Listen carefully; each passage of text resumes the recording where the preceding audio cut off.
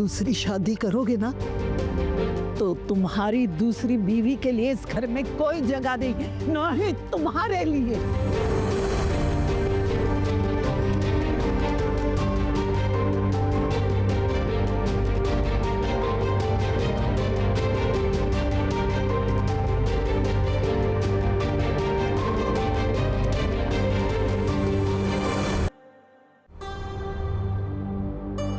कुछ पता भी है आपको कि इस घर में क्या चल रहा है?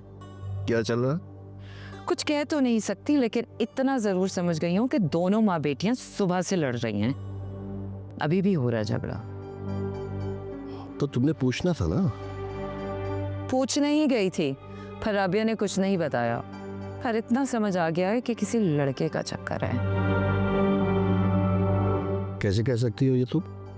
मैंने खुद देखा है सहर को, कॉलेज आती जाती है उसके साथ।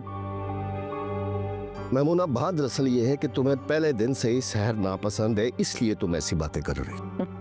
ऐसा कीजिएगा, कल घर पे रहिएगा और खुद अपनी आंखों से देख लीजिएगा, उस लड़के को पूछ भी लीजिएगा कि कहाँ रहता है। मैंने कहा था कि अपनी इस बेवा भाभी और इस लड़की पर नजर रखे। लेकिन आपके नजदीक तो मेरी बातों की कोई वैल्यू ही नहीं है। देख लिया अंजाम।